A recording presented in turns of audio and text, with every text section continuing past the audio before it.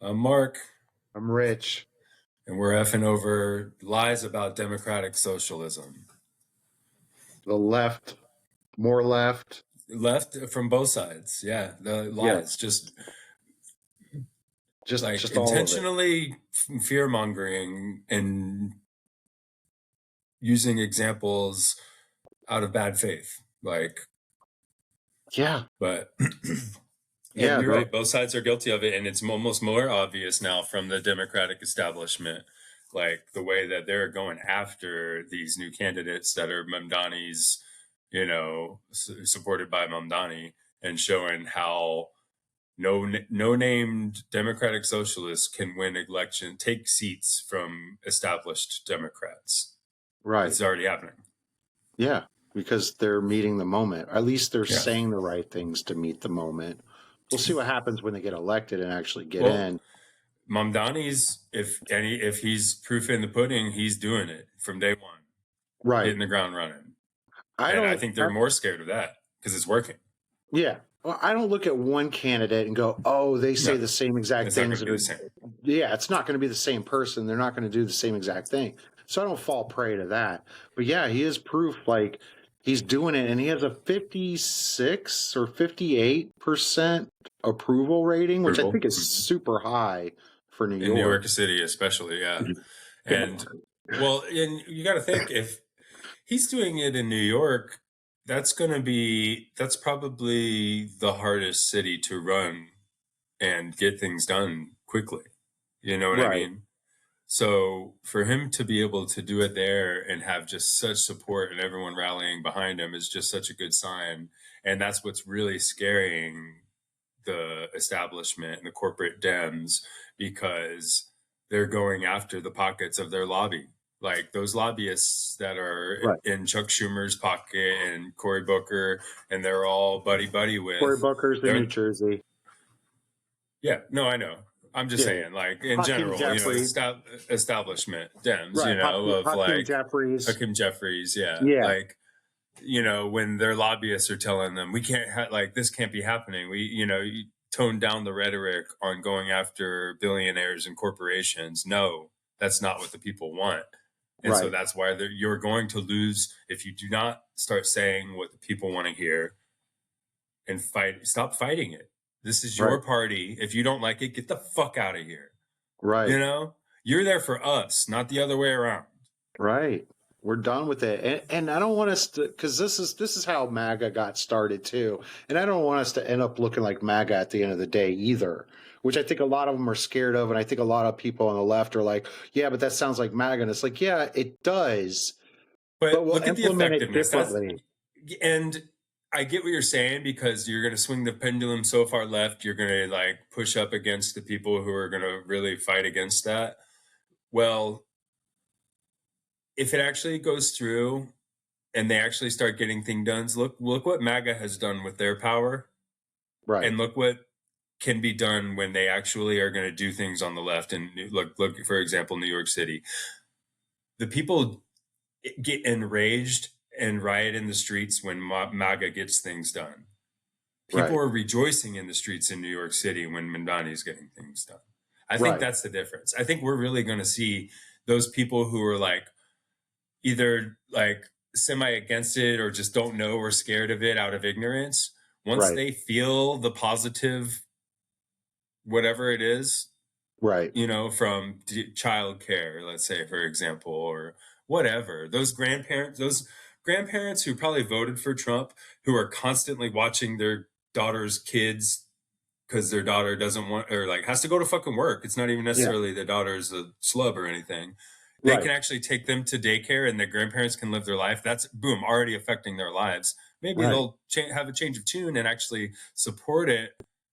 And it's not going to be some crazy leftist socialism. It's just going to be oh, my government's working for me.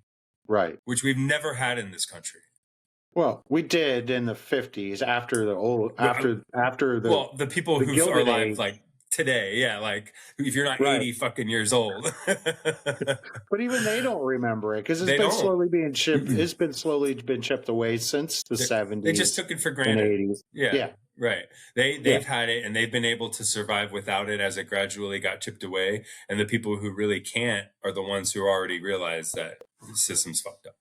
Yeah. I mean, going back to the grandparent. I think you froze on me. Yeah, you froze a little bit too. You were Okay, yeah. actually No, you're smooth good now. talking. It's caught up, back up. But right. we'll just let it slide. We don't care about things It'll like probably that. be fine on that, maybe.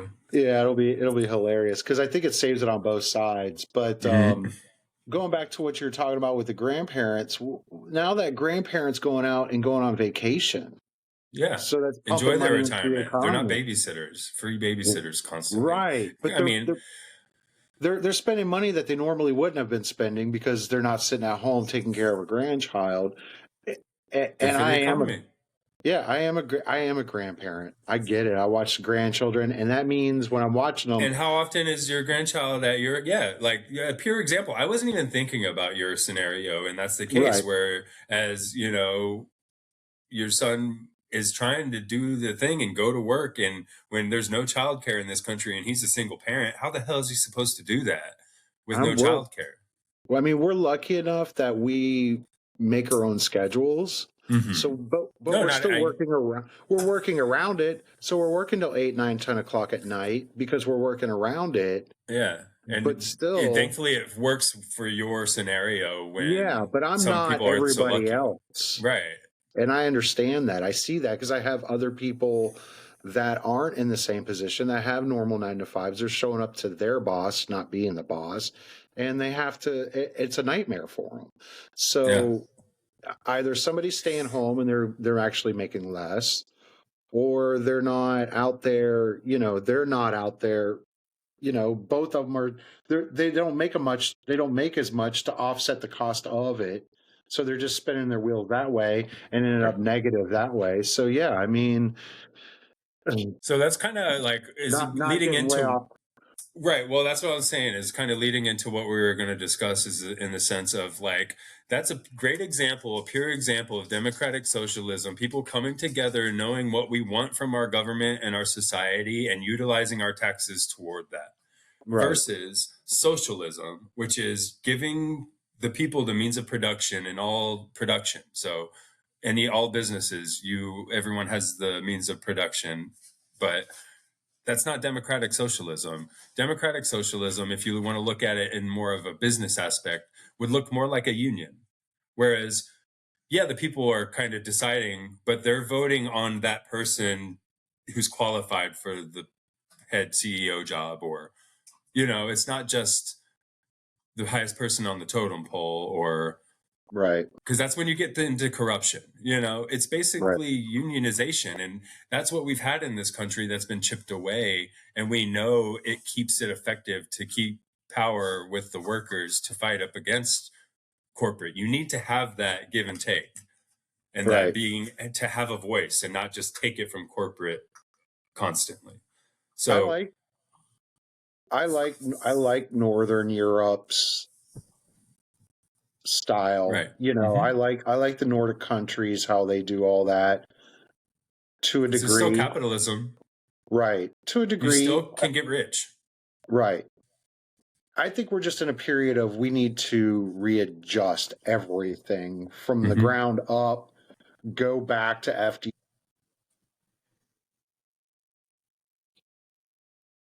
Oh, you're good now. Yeah, you couldn't clipped out, but you're good. Yeah, no, you're right. Like FDR policy, that's the thing, is it's not socialism to have social programs. Like funding shovel-ready projects that create employment and produces for the country a necessity that created our highway system. Like the child care. And then that's what I want to kind of get into, is that's why like these programs are just common sense programs that get put under the umbrella of socialism, when no, this is just utilizing our taxes for what they're supposed to be for. Right. They're not like, our taxes weren't put into place to subsidize a corporation. No. They've turned it into that. Like, Yeah, that's what I'm saying. Is that's Right. like seems like that's where all of our fucking money goes to now, or foreign aid, which I'm pro foreign aid when we have what we need taken care of at home, you Right. know, Yeah. and humanitarian aid. There's a difference. Like we should always be giving humanitarian aid. Yeah. Like we should be there USAID. for our allies, right? Like period. The end. That's should be a foundational part of our taxes. Because that's soft power. And That means that we're not over there bombing a country to make them yeah, like us, or to whatever, or to keep China and Russia in check. That says, hey, look, America cares about us enough to where, okay, it's maybe we'll be more capitalist than Russia and China. Because I yeah. mean, we pulled out of Afghanistan. I was just watching a thing today how Afghanistan just signed another treaty with Russia. So we're back to 1990s Afghanistan all over again. And we spent billions of Well, look, dollars in there. To whereas yeah. maybe if USAID was delivering food there, they wouldn't be doing that kind of thing. And I understand it's probably a poor choice of a country to pick, in this example. Well, look at Iran, But because look at Iran now. They're gonna, if you're genuinely a fear of reprisal from Iran and like nuclear war, we're in a much worse situation now than we were 5 years ago in the sense of like including them into our economy and like letting them be a part of the global economy. Now, look at where we're at. right. Now we have made so much more of an enemy that will have more of a reason to retaliate. And they don't need a And nuke now. So, I mean, don't talk yeah, to me about the nuclear stuff. I don't care. They don't need a nuke. They proved with Strait of Hormuz they can do whatever they want, whenever they want, however they want, and everybody has to bow to them and they don't need a nuke. I think that's a whole other discussion on how we're spending yeah. 1.5 trillion on our defense when all they have to do is close a strait. You know what I mean? Like the warfare is not the same as when it was when World War II and World War One, and we're still kind of stuck in that mentality on that. I feel so, but Oh, 100%. I think that's a whole other discussion, personally. But the point that I'm seeing that I personally want to make with all of the, you know, people out there freaking out over Mondani's picks being picked is that they're saying the things. Plattner is saying the things and he's surviving through all of his, Yeah. whatever transgressions that he had or whatever.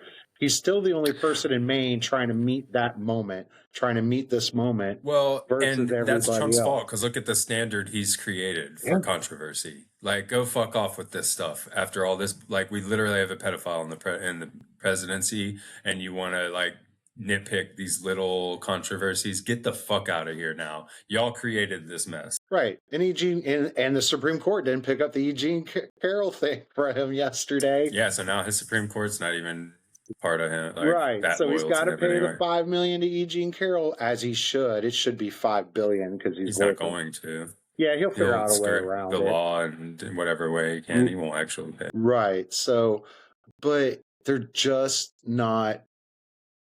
I posted the other day, somebody posted something that Hakeem Jeffries was talking and about meeting this moment, this, that, and the other. And I replied in it. I agree with everything else that's being said in there because there's a bunch of other points in there that was being said. I was like, I agree with the points, but he needs to be primaried and replaced.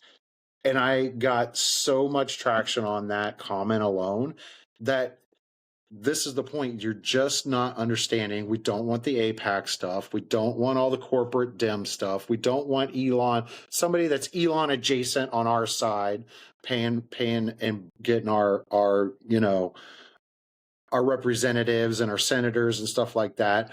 We don't want any of that anymore. That's why they won, because they're not on the Yeah. inside. Like the fact that the money out of politics, like if you're any cent of being a corporate lobbyist, we don't want anything to do with that anymore. We're so fucking over it. In the worst case, like we need to end Citizens United, period. Yeah. Like Hawaii's done it. They're being sued over, but Hawaii's done it. I think again. I think, and I know we said it in another video. I think it's not Minnesota. It may be another one up there, and that's part of the country. They're trying. They've got legislation they're trying to push through. I think coming through on November to do the same thing. I don't want Disney paying for a politician. And I live in Florida, you know. Yeah. And I think No, what I Ron agree. I'm in DeSantis California, did to so it'd Disney be was just the bullshit. same here. Yeah. No, it's any corporation. Yeah. Like you should not have, like, to say that money isn't power is an absurd mentality. And to say that that has no influence in our politics, you're just like, you're lying if you say that. Right. You know? So there's just no argument for it. No, Yeah. we're just, and that's like the pure problem with capitalism. Capitalism has entrenched itself into our politics. So the scary word to me now isn't socialism, it's fucking capitalism, because capitalism is why we are where we're at now. We need that oligarchy. mix. Yeah, we have a capitalist oligarchy. Right. If Trump's not that, I don't know what the fuck is. I'm not opposed to capitalism. I just think that No, it should. but that's the thing is, there's checks and balances with everything. You got to have the gray area. There's good and bad. If you take anything, it's all about moderation. It's like you take anything that's good for you. If you have too much of it, it's going to kill you. You can literally drink water to death. Yeah. Like, there's like scaling back and having checks and balances in things. That's why we have checks and balances in our government. That's why it's not working right now, because we don't have those checks and balances that were there for a reason. Right. Like, he took those away so that he can run roughshod and do whatever he wants. But that's why he's running roughshod and doing whatever he wants, is because he's shown that without decorum and somebody actually going after him legally, he can do whatever the fuck he wants. Right. And so, like, y'all are worried about communism and authoritarianism. We got it. We got the capitalism version, brother. Right. Like, so it's no longer a scary word to me. Right. Like, we need to have we've always had social programs and socialism since the 40s. Now we do it for billionaires. Right.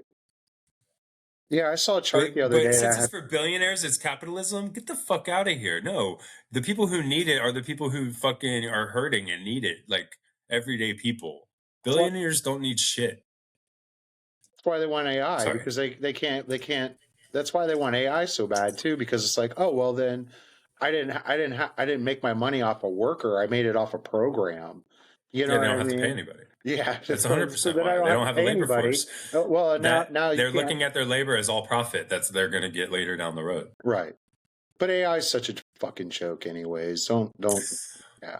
Well, I think that's where they're at now, is because they have no other route. Like, they're looking down the road and they're like, how are we going to stay profitable, be more profitable 5 years from now? Right. Remember? Because, like, successful companies are maxing out. Yeah. You can only increase your prices so much to stay within the market of your demand.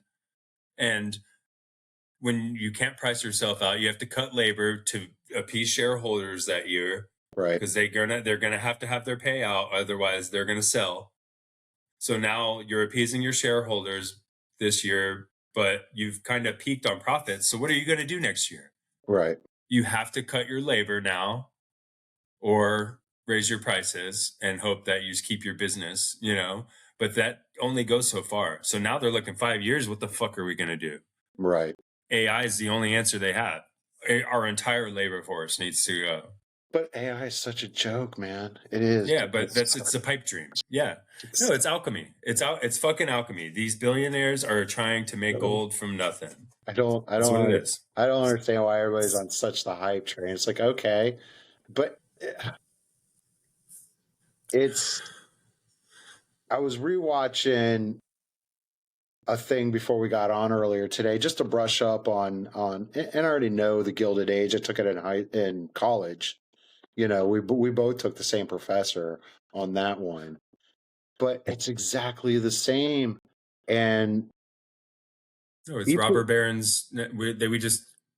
Now we call them billionaires, but they're all robber barons. We have 980 robber barons. They forgot the other piece of that lesson, though, is that if these things do not change, people will rise up over that. And it won't just be us, because even MAGA's getting tired of it as well. They will never come over to our side. They will never vote for a Mamdani. But at the same time, they're going to get sick and tired of it as well. So that's one piece that they're missing. But the other piece, they're not going to vote. That's what's going to happen. But that's going to kind of good for the left either way. It's going to run away though to the other side as well. Is that the other piece that they're missing that they're not putting together is that this stuff was chipped away under Clinton. It started with Reagan. Clinton allowed it as well. So did Obama. Everything. No, I agree. Obama pissed. That's what I like. Obama and Biden, I will say, they were way too capitalist.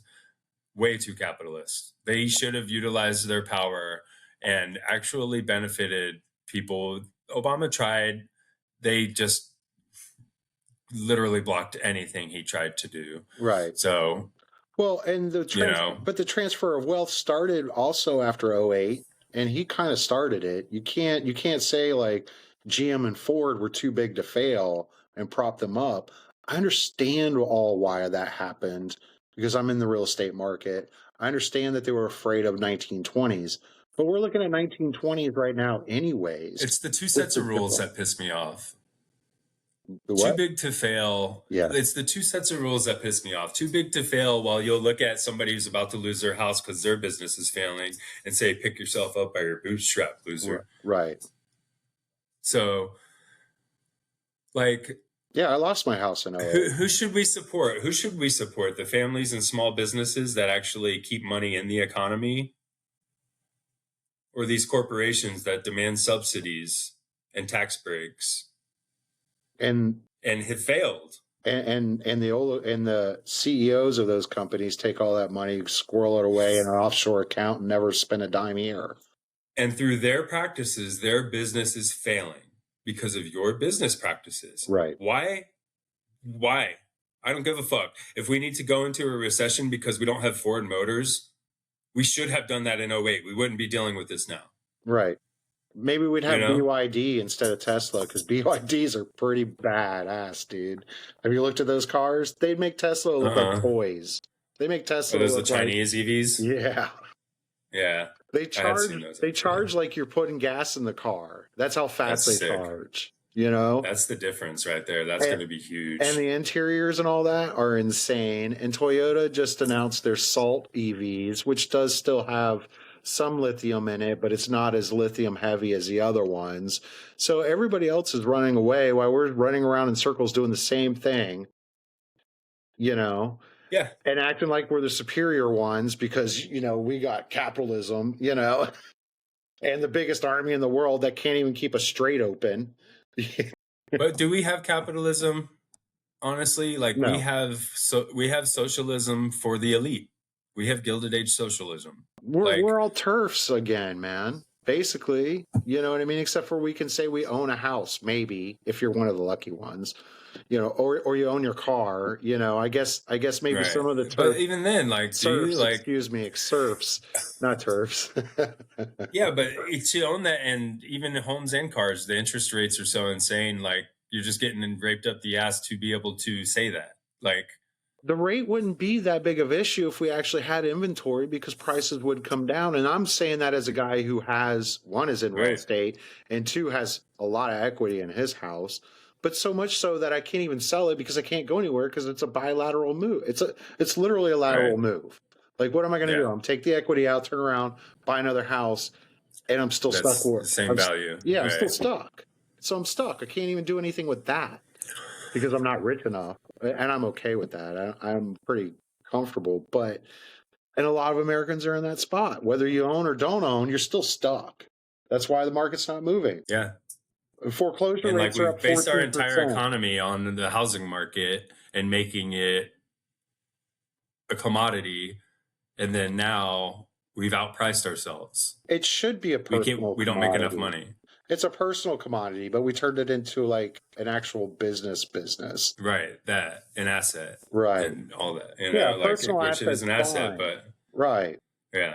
Well, and then he blocked. But no, we've made it the most profitable business for these tax loopholes, for these, untaxable assets that people can hoard their wealth with. Right. And that affects the market. Now we have no supply because there's people with 4 or 5 houses that they don't even live in. Well, and then then Airbnbs and Verbos and that part too. Yeah, they add to the supply issue, So, but they're just missing, like, we're just done with all of it. We're just done with everybody getting up there saying one thing and then counting down to, BlackRock what they want, or counting down to what Elon wants, or counting down to what Zuckerberg wants, or Sam Altman, like, and everybody's seeing it because their power bills are going up. So I'm going to subsidize the AI companies with my power, and I'm going to subsidize them with tax breaks, and I'm going to subsidize why they try to become a trillion dollar IPO out of the gate. For what? It doesn't. Because voters are getting it from both sides. Right. We're getting it from both sides, and we're fucking sick of it because it's been long enough. Right. When is it our time? So are we dumber than MAGA because we're actually just now catching up to this? How do you mean? Well, I mean, they were over it 10 years ago. That's why we ended up with Skippy, So are we the ones late to the party? I guess, yeah, because they believed the biggest con man's lies. I guess you're right. Because he was saying it, and we were like, he's fucking lying to you, and they believed him. Well, I mean, he is still lying. It is the other way. Oh, yeah. It's still not. He's still not doing anything. No, they believed the lower groceries on day one. Shit. That's what they believed. Tell me how much lower your groceries are. I think they're up, what, 6%? 4 to 6. If you believe a fucking word that comes out of Donald Trump's mouth, you're a fucking idiot. I'm sorry. I'm not holding back on that statement. Right. I have family that trusts and believe in Donald Trump. And if I see them in the moment be told by Donald Trump anything and they nod their head yes, I'm sorry. I just lost all respect in your intelligence because you do not fucking, like, how could you believe this fucking guy? Right. I believe I ran over him when it comes to all the talks. And he's done that. Like, you're just, how many times do you have to be lied to by the same person for you not to trust them? I mean, people lie. It's people in general. People do it. People do lie. So I give them, the grace of that just because we're all human and we try to, protect ourselves. It depends on the lie. No, but I'm saying, like, right. How often do you have to take a lie into your face when you know someone's lying, they've been caught in a lie, and they're still lying to your face and will not lie to your face, and you just laugh it off? Like, he's just silly. Because, are we talking about Dr. Oz with the TMZ shot from the fair? The thousands at the American Fair? Tons of people? And TMZ turns around and there's like... Did he say tons of people or tens of people? That might make sense then. Tens of people. Oh, okay. That makes sense. Dude, there was like 20 people. Right. That's crazy. Yeah, but they all do it. Yeah. I don't know. Do you want to go into the raging moderates? So we'll kind of go into like what we were talking about with the housing market and everything, and talking about the raging moderates. And I've seen a lot of clips that I like from them, and I'm forgetting the guy's name, Scott Scott Galloway. He's smart. He is. He's a really smart guy, and I've seen him, say a lot of the things that I agree with. And I have to say, this is one thing I do not, though. So I don't know. Let's just kind of let him speak, and then we'll talk about it. Right.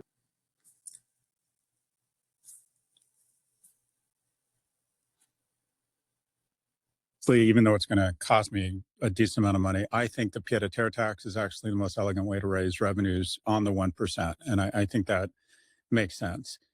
Rent freezes and rent controls don't work. They just end up they're the last form of housing discrimination, because when you put rent control on a place, then the person who owns the apartment picks the whitest and richest people to move into the rent control apartment. I do think there's some value around taxing vacant apartments, but for the most part, housing is a supply problem in Manhattan, and you actually need incentives for developers to develop more housing, and you need to do away with EMB regulation. But be that as it may, he's the most ascendant Democrat in the nation right now. So he's kind of talking about...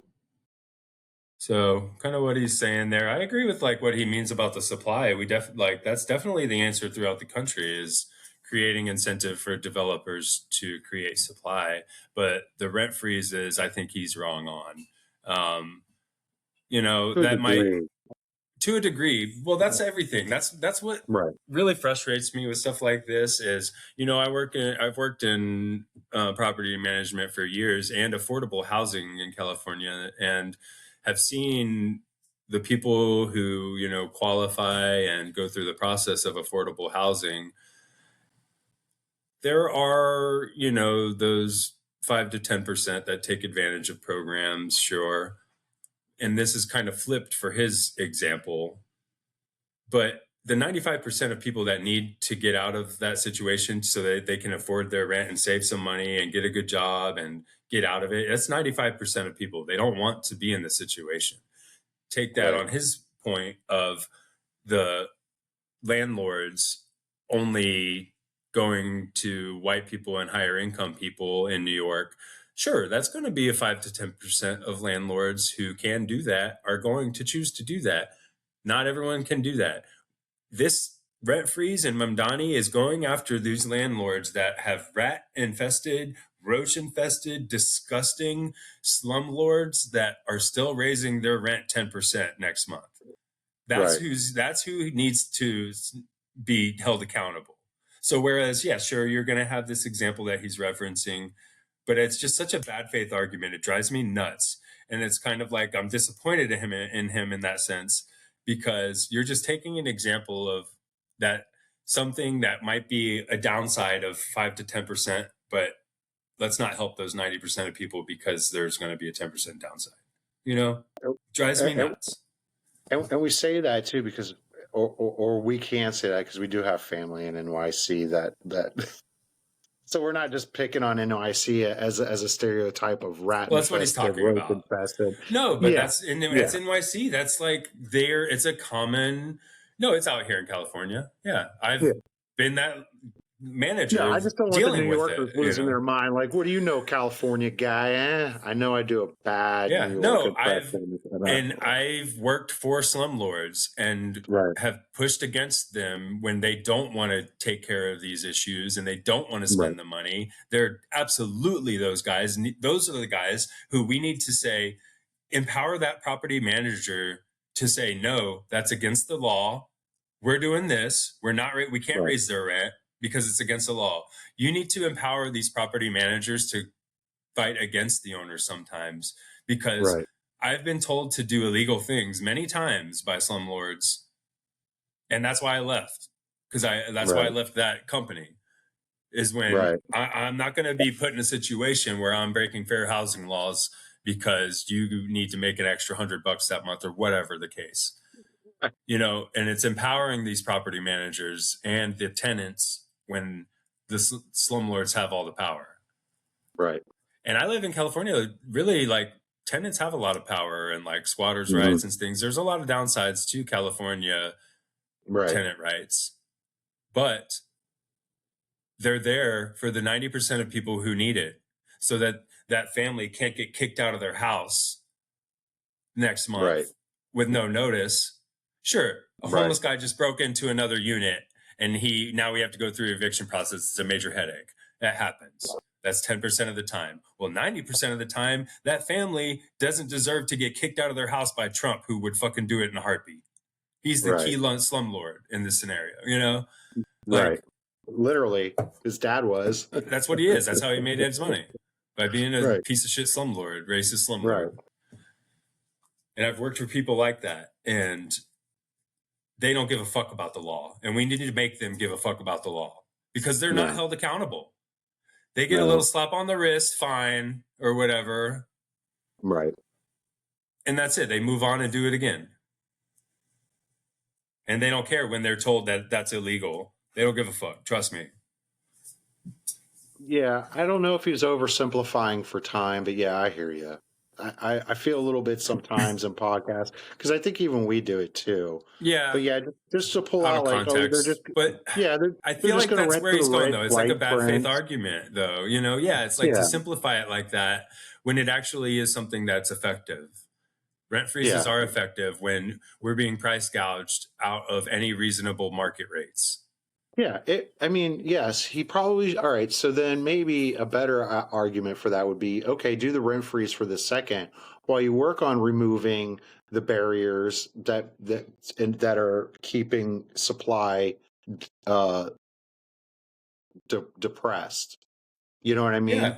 So if you're going to turn around and also remove some of the regulations that are keeping people from actually building more supply so that rents will naturally fall, but at the same time, then I agree with using that as a tool because it's definitely there as a tool, and that's what it Right. probably should be. Right. So Yeah, that it would be a shouldn't be a more standard. nuanced. Right. Right. The reason they have to do that now is because of the situation New York's found itself in. If they were actually doing it right, keeping rent increases and holding landlords accountable, that's a big part of it too. I was talking to somebody at work and it was like, back in the day, if like price gouging now is just run rampant, but back in the day, apparently, like if you had more than a 4% price increase on goods, you had to explain yourself to, was it Federal Trades Commission, whatever the organizations, you kind of had to explain why this price increase and to show reasons. You can't just increase to increase. Whereas now, look at where we're at, and that's, I feel like the same thing is if they had done that for housing and not held these slumlords accountable and be like, okay, you're doing a 10% rent increase. Well, now we're going to look at and go inspect your unit. Make sure there's not been any ongoing work order, maintenance issues, bug infestations, anything like that. Right. And then when we can see that the value of the market rate value in your area is going up 10%, your unit is in good condition still, and you're, make qualifications for it, we wouldn't be in this mess. It's all about regulation. I know people don't like it and there's red tape and everything, but there's that's kind of goes back to my point of so who pays there's for that? The landlord, the taxpayer? Does the landlord shutter that expense, or does the taxpayer shutter that expense? Or we're paying it anyways? Yeah, yes, the landlord has to pay that expense because if they're not doing their part in maintaining the unit, now they just don't get the refund. We have a HUD, housing and urban development. We have the means to do this. Unit inspections, they take a day, say you have a big complex, like a 300 unit complex, and you don't even have to do it the whole complex. You can do inspections for a whole complex in a day or two. But if this, you have rent increases, say I work for HUD and I'm an area inspector. Right. I, as one person, could maintain inspections for rent increases for multiple cities, just driving around to complexes inspecting units for new increases, because everyone's rent, it's not like a whole building's going to be all at once, lease ups and stuff would be, but you can have teams do that, but it'd be very feasible. We spend the money on shit, and holding them accountable, it really wouldn't be a huge tax burden, Would then the complexes then have their three these are units we show these regulatory bodies, they just stay empty and this is all they do? No, it has to be the specific renter's unit. So when I'm increasing prior to renting it out, so-and-so's unit, well, there's no rent increase prior. So you're setting the market rent. Right. And it should be, and it better be the same as that next door neighbor was a month ago. They already have rules for that in fair housing. So now it would just be more, what? Sorry. No, I'm just thinking as you're talking, do you guys have fire extinguishers that y'all hand out there through, you know what I mean? No, that's mandated. Yeah, every unit, fire inspections, hallways, all the fire extinguishers are updated every year and everything. That so we have people come in and inspect them. No, not inside the units, but no, we have the sprinkler systems. So then we have to go in every unit and inspect their sprinkler units, and that's every unit. So could you the just throw fire it on department will those come guys out. as Yeah, well? just have them come with you. Have that Right. HUD inspector go with the fire department for At the same sprinkler time. inspections. Boom, you're already doing it. Right. You're right. That way you're not. Yeah. I've got 14 different people coming in Right. But every those are other day. inspections that do take kind of like all day or multiple days, depending on how many units you have. But you got to think, if you're doing rental increases, like say this month, I may have 10, if that. Right. That's 10 Right. units to inspect. I could do multiple properties in one day. Right. And then in a week, I could probably do every rent increase in my area in a week, not a month. So would you make, I don't think we're talking about making the threshold, because, everybody's like, oh, they're talking about inspection. I don't think we're talking either about thresholds being like super crazy though, either. No, standard, up to standard, period. Nothing, You know what I mean? like, I have worked for landlords, small landlords that have like 6-unit apartments. Right. And they, their rent increase comes up. Landlord doesn't want to hear about their work orders that they haven't, and issues that the landlord hasn't addressed on the building because it's fallen apart or whatever. Right. That's the stuff that they would hold accountable. They would go there and they would say, why are you increasing their rent 10% when this freaking foundation, or like whatever the case, that the slumlord took a bad investment and they want to take it out on the landlord or the residents because they took a bad investment and it's falling apart and they don't want to put money into it. Right. When that building could be sold off maybe and turned into freaking homeless housing, or, like, I don't know. Something. Something. It's just not letting this guy make money off of people suffering. Right. Because they have nowhere to go and they know it. So the other thought to that then would be, would you be creating another means to be getting rid of lower end income stuff as well, thresholds, because now you're effectively taking away that market as well, because that's that market, What do you mean? So I'm with you. I'm just saying. No, I'm trying to see what you're saying. In practice, like, okay, now I got to spend, an extra $100 every year to VA, $300. It's $100 per unit because you got gas time and my professionalism to pay for to go out and inspect that as a VA inspector or whatever, or HUD inspector. So now I'm raising my prices just to pay for you. So now I've priced everybody out already now that would have been renting that property to begin with. You follow? So that tax is almost creating a barrier as well, because it's going to get baked in. You know what I mean? It's going to be passed down to the renter itself. So I hear what you're saying. I'm just saying, how do you get around that as well? Well, if it's not a purely tax funded, but I would say it would be fairly minuscule in the sense of like the amount that a person would be able to do, like, and I would say you could limit it to like, base it off of units per building, like if you have a 6-unit property, you're going to pay the lower bracket per unit. Whereas you have 500 units, you might have, $1 per unit, whatever. I don't know. I'm just using it as an example. Whereas these larger properties that are so much more profitable, and charge whatever they want, go after them a little more, like balance it a little bit in that aspect. Whereas, and have that be an incentive for affordable housing, because there are a lot of good incentives for landlords to be in affordable housing, and there is a lot more accountability in affordable housing. Actually, really, my biggest complaints are with conventional housing, but inspections and everything standards are kept higher in affordable housing, and make that an incentive for owners to sign up for affordable housing, because there's a lot of good incentives for landlords to be in affordable housing, and it helps keep them accountable, and it incentivizes them because now they're having almost guaranteed rent every month, and Right.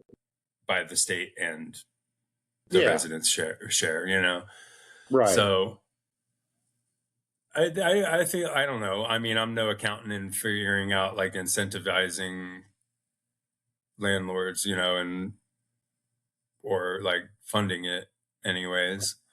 Well, I say that on the other side too of it would become a cost that they could write off as well. Right. That's what I'm saying. It's like it would really end up being tax funded for the most part, I imagine. Right. You know, and like as much as funding as HUD has, which should probably be more, like I think that's just a regulation that should be tax funded. Like we should have housing inspectors confirming livings, because we already have it, really fair housing and laws. Like technically, you know, like the residents, if they have ongoing maintenance issues or whatever, don't have to pay their rent, and they can fight their landlords. You know, it's just landlords have the money and the means to take advantage of situations like that.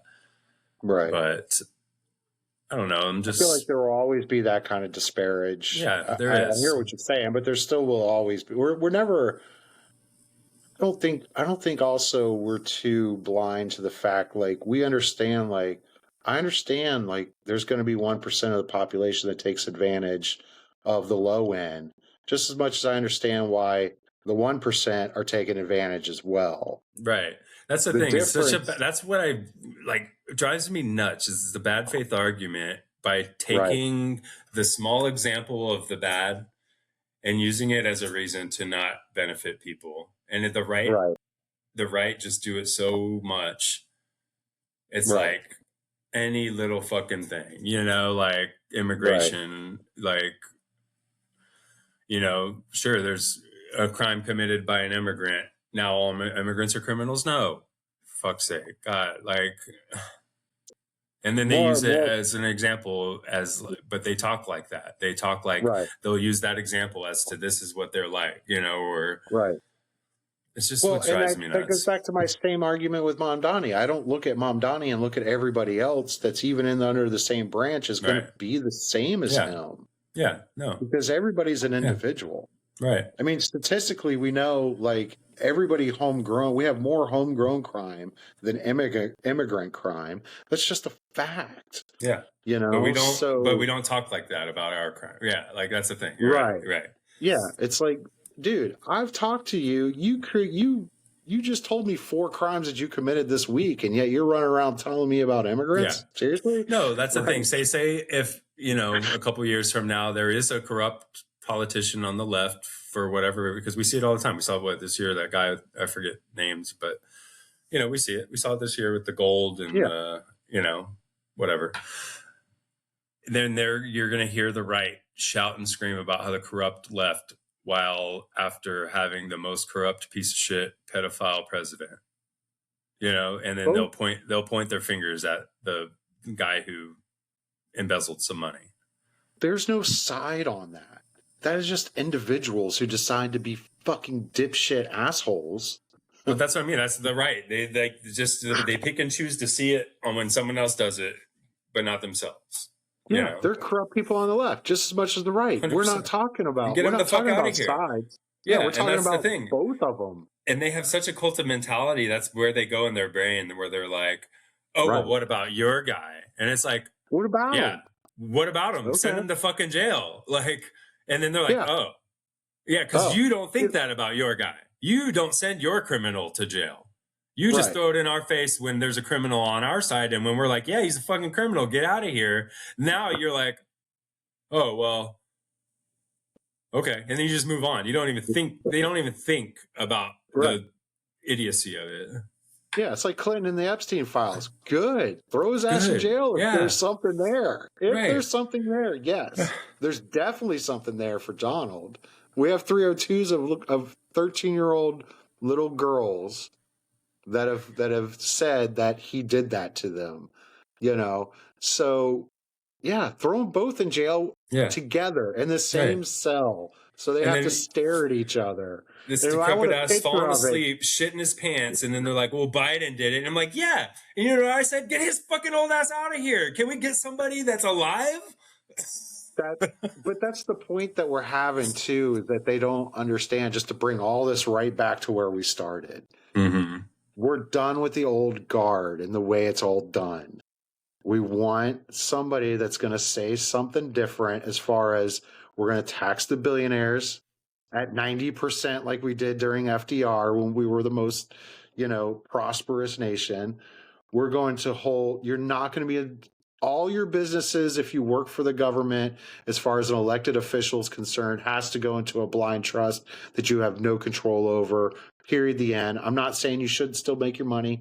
I'm not saying you shouldn't still have money in the stock market. I'm not saying you shouldn't still run your business, but it's got to go back into a blind trust the way that it was, the way this stuff used to be, or something around that. You're not allowed to do any stock trades or anything like that on the floor where we find you. You're all going to be held accountable. We're going to get rid of the president's above the law bullshit. I understand certain aspects of it. I understand what they were trying to accomplish with that, but there needed to be a lot more nuance in that, because there are some things that they need to do that you're not thinking of. You know what I'm saying? Some kind of situation we're going to get into. Not fully, no. I mean, because if that wasn't true, then George W. Bush should be in jail for war crimes as well, because he definitely did them as well, just as much as Dick Cheney did. So and maybe I'm like Obama. thinking it's the law. Like, Right. sure, you're the just head not of our above armed it. forces. You're right. You're not above it. Period. The end. Right. Like, Right. I don't want to hear. Certain Like, situations in war, certain things happen. that's I don't what trials know. are for. Right. So Then figure it explain out, I yourself during guess. trial. When you break the law Right. and you have a very good fucking reason, well, that's what trials are for. You better explain that reason really fucking well. Right. I just don't want there to be a slippery slope where it's used against it. But that's the thing. That's where we're at now. It's not a Yeah. slippery slope in the sense of this is the law. It was broken. Right. Period. The end. What's your defense? That's not a good enough defense. Right. So we need to have that standard. If everyone has that standard, why wouldn't the leader have that standard? Yeah. And he should abide that standard getting to power. So why, when he gets power, does he not have to abide that standard? Well, the president is a peasant title to begin with. It's not a grand and anything title. Like, it shouldn't be one person's decision. I don't care what it is. So if it's illegal for you to make this decision, like say it's that level of, oh, I have to make this decision because I'm the only person. No, you're not the only person. We have a Congress for a reason. Like, claw back that. Definitely the war thing. We got to claw that back. Definitely. Like all that. Like, I don't want the left having any more. I don't want the left. And the thing is that they're right. Joe Biden would have never done the things, that maybe Trump would have done or is doing with those types of powers, just because we don't believe in it. But I don't want some shady, slick talking leftist to walk in there and start doing the same exact things as Trump and be able to get away with it because the law says so. That's the thing, is I don't want it on either side. No, the law is the law. Like, that's the thing is, right. If the law says it's not against the law, then okay. Right. But the law is the law, period. The president shouldn't be above it for any reason. Right. But we're all screaming these things, and the left is trying to act like it's business as usual when Mondani gets these people in there who are saying the things that we're all wanting. So get on board or get the fuck out of the way. Right. Or get the fuck out of the way. Well, how hard is that? But they won't, because their hands are tied behind their back by their corporate lobbyists. That's the only reason they can't. And that's just showing us, thank you for showing us, get the fuck out of here. They're telling us now, the ones who won't fall in line and join the party line are the ones who are having their hands tied against the party line. They are literally, hands are tied in aspects from people who have the opposite mindset and ideals of the party, what it is now. Right. So get the fuck out of here. Now you're whatever, tied and corrupted by these entities and lobbyists. if you can't side with these common sense democratic values that the people have been saying we've wanted for however long, and it's not even just Dems, it's 80% of America. Right. And you can't fall in line with that, what are you there for? You are not democratic. Healthcare is broken. Them running around saying Medicare for all. I don't care what it looks like. I just want it fixed. I just want it to be affordable and fixed. If I have to pay, whether that's paying through the taxes or paying through an insurance company, it doesn't matter to me which way you go with that. But obviously, this way is not working, and you've allowed them to erode, ACA or Obamacare. Because the right can't distinguish the two. That's why I said both. Oh, they love ACA. They hate Obamacare. Right. That's why I said it. I know. So it doesn't matter. But they're rolling up and they're saying, and I understand that he says in that same clip too that we took the housing thing from, like the ones that got defeated were also saying Medicaid for all. Yeah, but they're not. They're still just, I feel like they're still on the inside because they're attached to Hakeem Jeffries. That's the thing. You're not getting it. Like I said, I posted on there on Blue Sky. He needs to be primaried, removed, and I agree with all the other ones. So many new likes, so new followers, nice. So many likes. I did it on purpose to kind of gauge where everybody's running. It's been insane. Yeah. Like literally how many more people. This is the way everybody's feeling. And it's more because you're corporate and you're APAC. And I don't know how much more to say this. It's APAC and corporate. Period. That's literally like all we're saying. Listen to Graham Plattner. Listen to what Mom Donnie's doing. Do the same exact thing. Even if it means not being as socialist. That's fine. We don't care who it is. And do not equate anti-Zionism with anti-Semitism. That is going to piss me off. Right. And Cory Booker and Hakeem Jeffries like to do that. Yeah, dude. I don't care what their religion is. Yeah. If the UK was doing the same thing to France, right, I would have a shit show. And they're literally Christian. If the Muslims were doing this? They were. That's why we went to war. That's the thing, right? That's literally like the problem. Like, this is why we're like, these religious fucking wars are ridiculous. Can we move the fuck on? Like, we're still like looking in fucking magic books and like guy in the sky fucking. The 1500s was fucking how many decades ago? Can we stop worshiping Zeus on Olympus? I mean, Zeus was cool. I mean, I loved Greek and Roman mythology. Yeah, 100%. Cool. Yeah. But let's look at the Bible, how we look at Greek mythology as stories, because that's what it is. Right. But no, let's kill fucking thousands of people because this part that I added 50 years ago says that this Holy Land is ours. You mean the homosexual part when actually King James was actually homosexual? Yeah, all of it's added later. Yeah. Right. Yeah, it was so added later. Like I saw a thing. All of the Zionism and evangelicalism and this apocalypse and like the apocalypse and all that was added later and not even focused on. Like, so now the Jews have to be in the Holy Land to bring Jesus back. That's all new. Right. And this is what we're like, world wars are being fought over now. Like, we went into, I said this earlier, we went into Afghanistan after Russia went into Afghanistan. We left Afghanistan and now Russia's back in Afghanistan. And it's even more extreme than when we originally went in. We need to stay the fuck out of the Middle East and out of all that shit. And I understand like Israel, blah, blah, blah. That's fine. But get rid of the extremism. Because right now it's an extremist. They're extremists. Yeah, that means you got to get rid of Netanyahu and get somebody else. But I think the other person. Rein them in. First of all, stop giving them all of our fucking money. Then that'll help rein them in. And then we need to like global powers to rein in this despot, fucking genocidal asshole. Like that's what world powers used to do. They used to be able to that.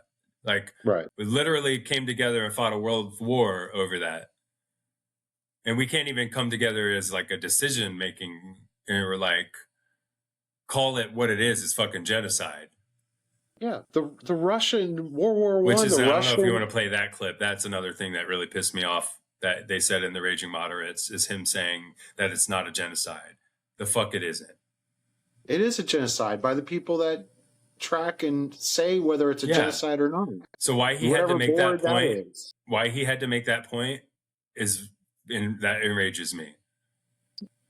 I mean, when we were talking, I said maybe he's having troubles himself trying to, because I know that we dance around a little bit, because I'm not I don't care what your religion is. I'm not anti-Semitic whatsoever. Actually, like, the Jewish faith is probably the one I respect more than others. I grew up Catholic, but like Jewish friends and like Jewish people in media and comedy are like very nice, cool people that like are just funny, and like I've always had good relationships with. Like, right. I've never even thought twice about it. The biggest assholes I've ever faced in life were evangelical Christians.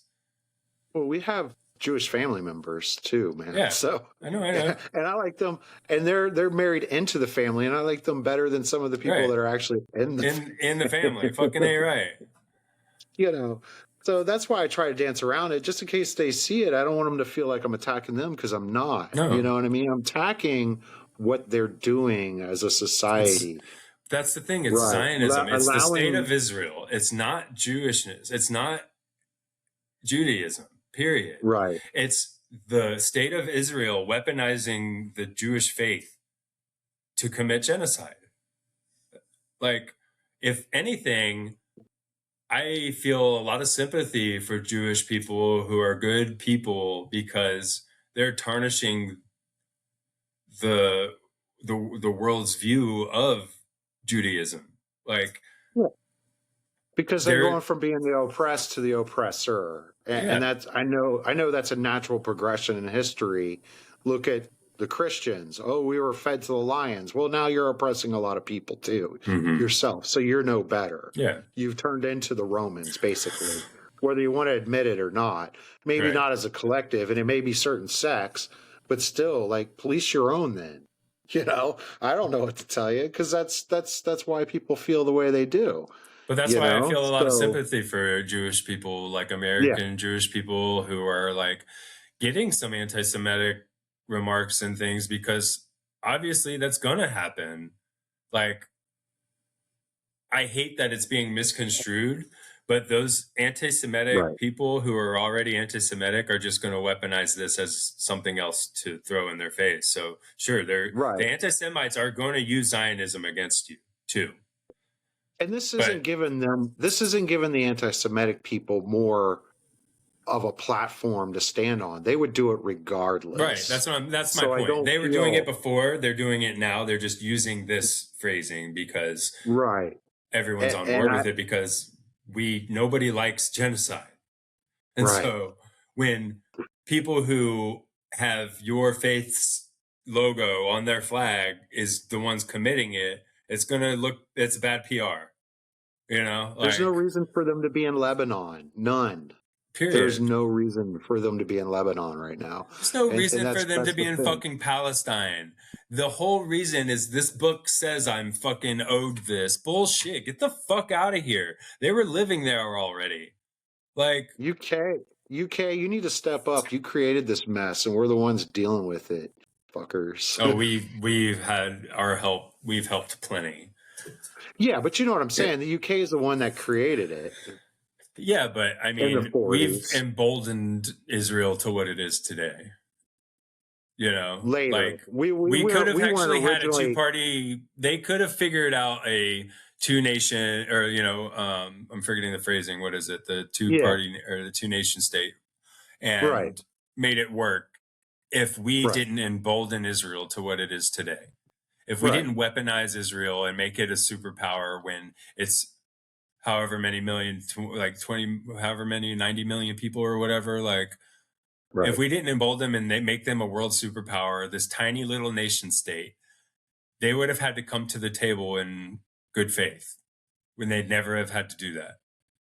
Well, and why was South Africa so bad in the 80s and stuff like that with apartheid when Israel's literally an apartheid state? They make the Palestinians drive on different roads, use different things. It's all separated. It's apartheid. They get the death sentence when others don't. Right. It's Jim Crow. It's this shit. And that's what we're talking about. I don't care what the religion was. Again, if this was the UK doing it to France or vice versa, I don't care. Pick a country that we're cool with that isn't doing genocide, you know. I don't know. It's a good question as to why South America or South Africa would have been like why was that actually effective? Nelson. I was going to say Nelson Mandela. I don't know. I guess Nelson. Maybe the Palestinians just don't have like that leader representation that brings that attention that he did. And I'm not going to take away that they didn't start this with the October 7th stuff. I never discount that. Like Hamas, but that's the thing is, that's Hamas. That's not Palestine. That's not fucking Lebanon. That's a group. It's not the kids. That's a group. Yeah, it's not the kids. That's a group of people that are hiding within these networks. That's Bill Burr's joke. And he made a joke about it, but it's, you got to laugh at it because it's fucked up. But, when you're the person who actually is a criminal and you want to go after them, goes and hides behind a baby. If I want to fight my neighbor and my neighbor picks up a baby, well, you got to swing around that.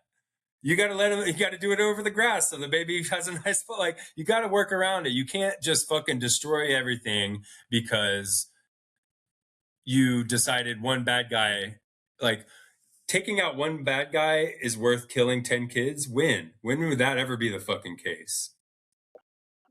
That's a good point. It's like your neighbor walked up to you, the male neighbor walked up to you or I, punched us in the face. So later that night, we walk over there and throw Molotovs in the whole house while everybody's sleeping. Well, his and burn family's in everybody there. down. That's the response Israel has taken. You're right. That's a good analogy. Burn everybody down. Right. That's what it is. And then everyone's like, oh, yeah, well, he punched him in the face earlier. You didn't see that? Right. What are you, anti-neighbor? But that's everything, too. Like, that's like all the fucking court cases with... that kid that just got sentenced to 35 damn years, Carmelo Anthony, like, oh yeah, but he, or I guess it's the opposite of the argument because they started the fucking fight though. But no, there's new video coming out with that, but I won't go into that. But it's kind of that argument though of like injustice for Black people in this country and the double standard that they have, like there's people who stole the baby's diapers from Walmart. So they're a thief though. You have so many people online saying but they were a thief and they were running from the police. So that's a death sentence. It's the George Floyd argument all over again is all that is. That's a death sentence for shoplifting? No. Death sentence for selling a cigarette on the freaking street. Yeah. But that's the double standard. And we have half the country arguing, defending these police in these scenarios because they only will do that when it's a Black person who were the criminal. But if it was a white person, they had their whole life and they just made a mistake. I just said that, but I've walked up to people and been like, hey, man, can I bum a cigarette? Knowing how expensive they are. And be like, here, man, here's $1. So technically, I just bought a cigarette from the guy. Yeah. And I've had people do that back to me, too. You know what I'm saying? Just because we know how expensive they are. Shit, dude, they're $11, I think, here. I don't know. I get a slight discount because I buy 2 packs, whatever. But I've literally done that. I don't know how many times. I don't know how many times out in the wild. It's double standard. No, the people who say that online that he was a criminal for doing that and deserved what the police did to him would go buy a cigarette off somebody on the street and not even correlate what they just did. Right. Yeah. Uh-huh. Just as much as I just right now had to realize, and George Floyd was how many years ago? Yeah. I mean, I'm obviously not on the side of the cops with that, and not even No. close. I'm just saying right now it just hit me because I never think that deeply about. But that's the thing. It's like, that's a death sentence for one group. Thing. It's a passing thing. It's a normal thing in my head. Like, Mhm. okay, so what? So I bought a cigarette from the guy just because I know he just spent a truckload on it. Probably, and I'm over here being a bum. And you know what else is a normal thing? Shoplifting at Walmart. Yeah. It's baked into every price. And when there are avenues to hold people accountable, you saw her driving away. You didn't have to shoot into the car. You got her license plate. You know where she lives. Find her. Held her accountable. Right. That's how normal societies and normal people handle things, not psychopaths. Or maybe fun snap. Yeah. Or maybe actually... That's why maybe those have things childcare or like a minimum wage that she can actually afford things for her child. Right. That'd be nice too. Not to rewind a little bit here, but also I know one or two of those people that won that Mondani had win, they represent a large Jewish portion of New York, from what I understand. Oh, yeah? I don't know the districts of New York that at all. You know what I mean? So, but from what I've gathered in information that I've been seeing is that, and yet they voted for them. They got a large portion of it. So they're done with the AIPAC stuff too, because they're like, look, you're making us look bad. That's what I mean. Jewish people, in my experience, have always been very left and liberal and empathetic people and good people. How they obviously are not okay with what Israel does in their faith's name. And that's the difference too, is like, look at Christians. I hate putting all the Christians under the same umbrella because it's evangelical Christians specifically. Evangelical Christians are the ones who want to bring Jesus back, and the way they're going to do that is to bring all the Jews back into Israel and kill anyone else that doesn't like it. Right. And they're just as bad. Right. I put evangelical Christians and Zionists in the same umbrella. I mean, I'm baptized Mormon, and they're freaking weirdos. So yeah, they're weirdos too.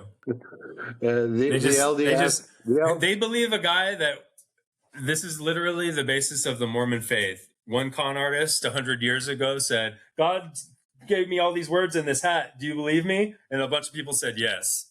And they're like, "Okay, now we own Utah."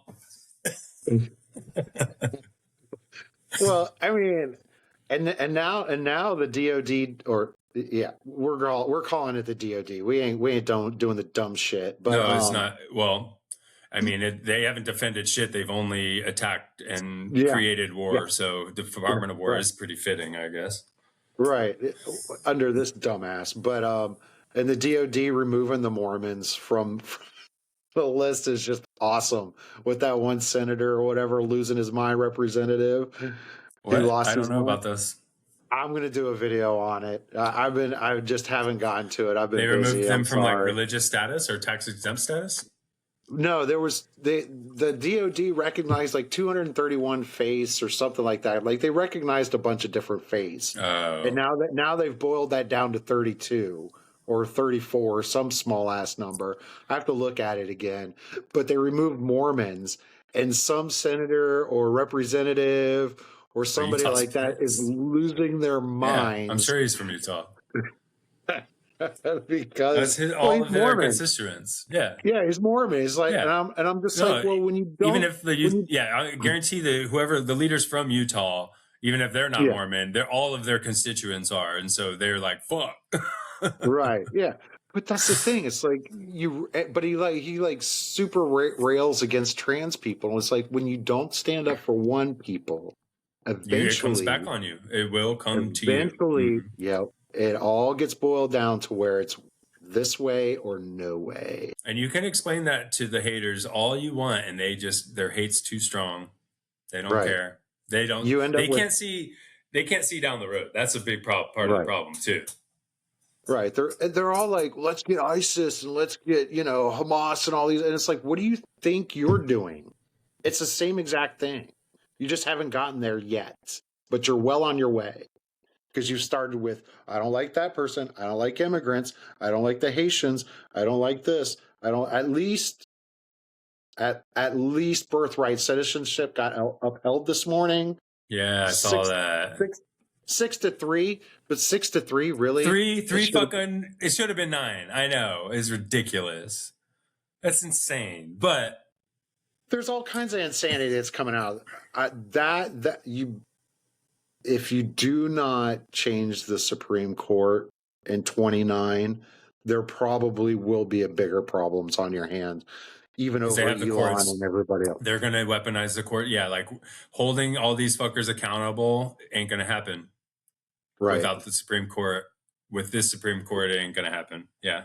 Right. And guess who's talking about that? Oh, Plattner. Stack the court. Do whatever you need to do. Pack that fucking court to make every one of Trump's pick insignificant. Like, get rid of the filibuster. He wants to get rid of the filibuster, do all these things, then put the filibuster back, and then dare the Republicans to take it all away. It's FDR shit. Just fucking do it. We need to, again, if you need to like weaponize the laws like Trump has done to get shit right, I am all for it. Like, right.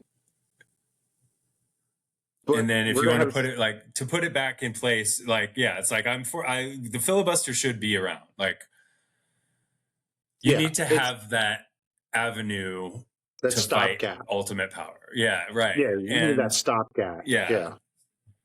I understand that that's a slippery slope. I fully support it. However, extreme times call for extreme measures. Short term.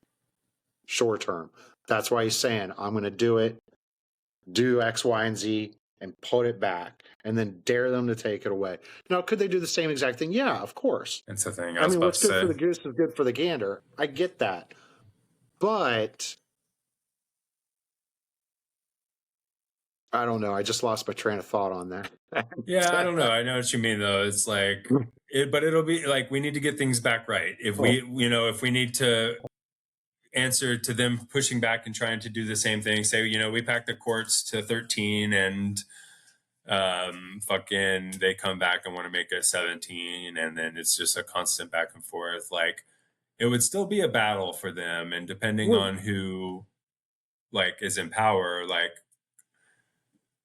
I feel like, if we get good people in and we kind of right the ship and start to see progress, and everyone kind of starts to settle and being like, okay, like, from the craziness, and sees the benefits of it, it will be harder for the extremist right to come back and do it again. You know what I mean? Take it away. Yeah. Yeah. So I think, whereas that would be a risk to happen still, that's always going to be there anyway, Right. They could do it right now. That was a good save. Where I was trying to end on that was that I don't hear Schumer or Jeffries saying these things. Right. That's the point. It's because they're on the right side of the party. And when you're on the right side of the party that's swinging left, you need to swing with it, or you're going to get tossed off. I'm going to say this as well. There are going to be some corporate Democrats that are still in there, going to still be 100%. In there when we get in there, and or are still going to get elected. Mm-hmm. That's fine. Yeah. We all just got to learn to work together is what that means. And maybe if you're seeing all of this start going, maybe you should start being just a little bit more on board with some of these things. Again, you got to meet the moment. Yeah. So I expect you to meet the moment just as much as the right has expected Trump to do all the crazy shit he's done. The MAGA supporters, because not everybody on the right. I don't like that overarching blanket either of everyone on the right's crazy. It's like, no, not all of them are MAGA. I know quite a few people on the right that are not MAGA and would never vote MAGA in their lives. So there's a complicity to it too, though. I mean, they didn't vote. The ones, few that I do know. Did they vote left? Did they vote against him? That's complicity. Not sure on that one. Some of them will never tell you if they did, though. You got to understand that piece, too. I know. You know what I mean? Complicity. Yeah. That's all. That's what it is. That's all it comes back to me. Well, they could have, and they just would never tell you. But even then, like, what are you so fucking afraid of? Whatever, don't tell me. But if you saw how scary and like these people on the right were like, I was never for fucking Trump, he scares the shit out of me, and still won't vote left, you're part of the problem. Some of those people, though, it's so ingrained in who they are as far as like complicity. Yeah. That's still part of the problem. No, man. But you get in certain sections of the of any population, and it's like, this is who we are. And if I go against that, anybody finds out, politics. That's a problem. Yeah, I know. That's a problem. I'm not saying it's not. I'm just saying they will never admit it to it. So I don't ask them. Yeah, no. If they're just like, there's no point I didn't vote for him. I never would. And they want that like a pat on the back. Meanwhile, they didn't do anything to stop it from getting to where we are today. They want to bitch and complain about it, but they could have. It's complicity. Yeah, that's what I'm saying. Yeah, that's like you're like trying to like give them a bit like a little olive branch to like let them have the benefit of the doubt, and I'm like, no, fuck them. They're a big reason as to why we are here, why we are today where we are. I don't disagree with that either, but at the same time, it's like my own mother. I'll even say like my own mother. You know, she's always been very on the right and very outspoken Republican, and she hates Trump.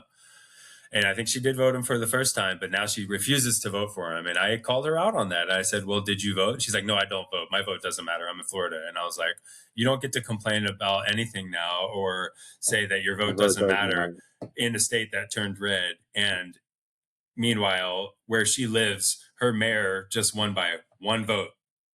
So, and I texted her that when I saw that news story. And I said, don't tell me your vote doesn't matter, because it fucking does. Don't use that as an excuse with me anymore. I got to do some more research on Jolly. That's why I haven't brought him up. The other guy that I wanted, he has cancer, so he's bowed out. So it's basically just Jolly. I don't know. I got to look into that guy before I start talking about him at all. I've seen some things, but our primaries haven't. I don't think they happen till August. We're like late. Yeah. Our primaries are super late. So I'm not too worried about it. I know it's July tomorrow, but all right. Well, man, how you feel? Like 52 minutes in plus. I feel like we had a good little discussion there, you know, like just on bad faith arguments and just where the party's going. You know, they need to see the forest for the trees and actually like see where we're heading. Otherwise they're going to get kicked off the boat. Like, y'all better figure it out. And that's what's so frustrating, and it ain't going to change for a lot of them, is because their hands are tied. They're too ingrained in the corporate lobby to where their campaigns aren't going to be successful without it. And so they're not going to feel like they can win without it, or they can't win either way. So Mom Donnie's showing you the opposite. Graham Plattner's showing you the opposite. They're showing you that you do not need that corporate lobbying finances. He's showing you that if you just go with the party and be outspoken, be an actual leader of your party, the party of, you know, what we all want, your fucking party, and you're a quote unquote leader, and you're fighting against the party. Like, leaders listen the most. Let's leave it at that. I love that quote. Schumer, leaders fucking listen the most, and actually listen, like, and take into account what they're saying. This is like why Trump's such a bad fucking leader. He don't listen to nobody. Right. He puts only yes men around him. Right. Well, we gained a few subscribers. That's all. Yeah. We appreciate y'all. Yeah, thank you guys. Hey, and comment anything, like and comment, subscribe, and comment. We want to interact with you guys. Like, we do. I seem to only interact with the haters and calling them dumbasses, but don't come at us with some dumb bullshit, or else I'm going to say you're a dumbass. Yeah. I don't know. I'm just kidding, but. Yeah, you got a few comments on a couple of your videos right now. I don't know if you've gone through them, but Yeah. I've responded to a couple where, Yeah. just ingenuous arguments if I'm going to call it out. So like, please interact with us. If you have an argument, I'll argue. If you want to, give us some likes, dude, I'll like and respond. Thank you. And all the interactions. I don't know. I just want more people interacting with us and discussions, and hopefully we can get to a point where we can, start doing some live streams and maybe debating some people and like having people join in. Like, those are pretty big. Like, you have your commentators that just have, do a live stream, and we'll have call in if you're pro MAGA or whatnot, and we can talk to some people. Yeah, we'll look I'll into let all you that lead as in those well. scenarios so that I don't just come out with dumbass right out of the gate. But I'm just as dumb too, man. You're less hostile to MAGA than I am, so we're still going to have to live with them in this country once it's over with. And I don't want to be like them, like still mad about Obama 40 years later. It's so dumb. Yeah. I don't know. I'm trying to think of a time where I will not be annoyed by thinking about Trump's presidency, but I mean, I'm not mad over I get what you're Reagan. saying. I'm not mad. I get what you're saying. Yeah. I'm not mad I over bitch about Reagan all the time. I bitch about him, but I'm not mad. I'm not out here voting the opposite way because of him. Yeah, if we can right the ship, I won't be mad. Like, I will just sigh a breath of relief and like be like, thank God it took long enough. Like, no, and I don't want government to be so freaking big that it is communism and shit. That's my whole argument. It's all in the middle, dude. It's the extremism that's got us to where we are today. We need to have a compromise and meet in the middle, and like there's identity politics where nothing gets done in Washington when we have a general consensus on most things that we want from our government right now is a general consensus. So why things like that and identity politics and extremism on both sides is the problem. Because whereas I'm like pretty leftist, I am all for small business. Like I want to uplift small business. That's very conservative, isn't it? Yeah. Well, I look at it this way too, man. Maybe if you paid somebody the living wage of $30 an hour, we wouldn't need SNAP because they could just afford it themselves. We wouldn't need these government programs because people could actually use their money how they see fit. And the people who don't work can't afford it. And then you can actually say, well, you're a lazy motherfucker who doesn't get benefit. You would think that raising the minimum wage would be good for conservatives because then they could actually call out lazy people for what they are, Right. Because if you're poor, then you'd have no reason. You have no excuse. Right. Because we all know you're making a minimum of $30 an hour. And we all know like that's the threshold to be able to like support a family of 4. So what are you doing? So what's your excuse then? Yeah. Then you can actually point your fingers and hate on maybe people. I might join you a little bit. Just a little bit. You'd actually have an argument to stand on. Maybe, I'm one that always, you can't think of everybody's scenario as to what their life looks like and what they're going through. Yeah. So, still showing a little bit of compassion for that. But yeah, if they're making enough and you're still like, Billy Bob at the freaking trailer park, but yet everybody in the house and there's 4 people in the house all making $30 an hour. Why? And if you're trying to start a small business, when everyone's making $30 an hour, now the whole town can come utilize your business or service rather than 10% of the town who can afford it. Right. That's just good for the economy. It just makes common sense. But we've made that anyway. We made that video. Yeah. I said all those things to kind of join MAGA in the moment. I hope. Right. Yeah. Try not to shit on them too much, I guess. But just get some common sense, people. That I will not hate on you if you use your common sense, period. Right. All right. Yeah. Like, subscribe. Right, tell us we suck. Or how much you love us.